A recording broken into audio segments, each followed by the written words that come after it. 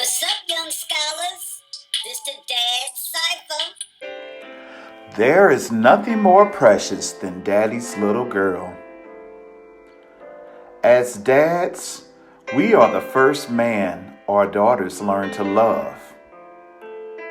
If you are a good father, you take serious your vows to be a provider, protector, prophet. Our biggest job, according to Chris Rock, is to keep our daughters off the pole.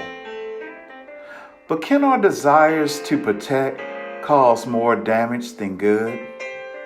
As the apple of our eyes transition into womanhood, there comes a time where we must have a serious talk with our little girls about WAP.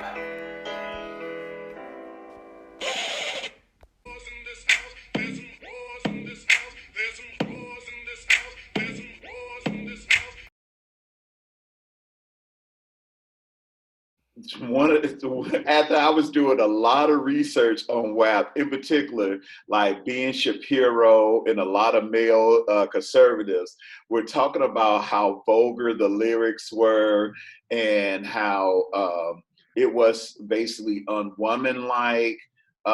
They felt like it was misleading young girls to get into sexually promiscuous and high risk sexual behavior.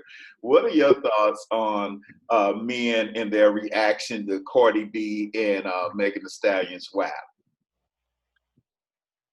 I don't care. I mean, I think not only with women, but with any person, when it comes to addressing matters of self, whenever you're speaking on yourself, you have the right to say whatever you want, whether people agree with you or not.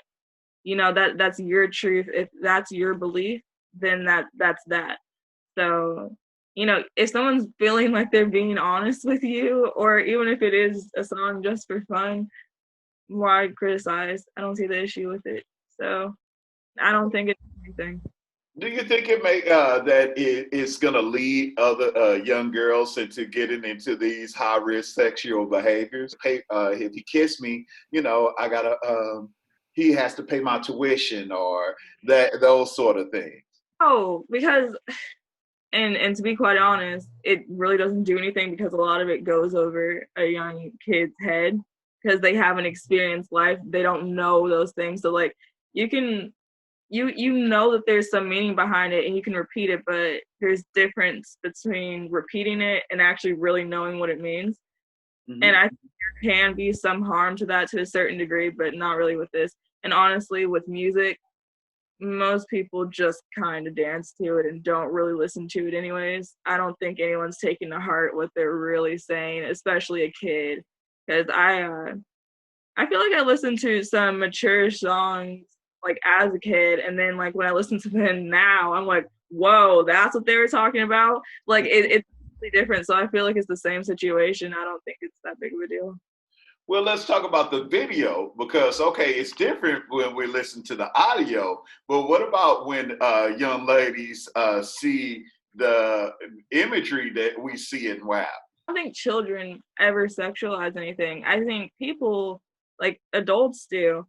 And then when you teach a child, no, don't look at that, that already creates this barrier that they're already going to want to go behind. So they're already going to think it's a lot worse than what it actually is. And I've been watching a lot of French films lately. Like I've been watching so many French films, and what I've noticed is that they're really comfortable with nudity there.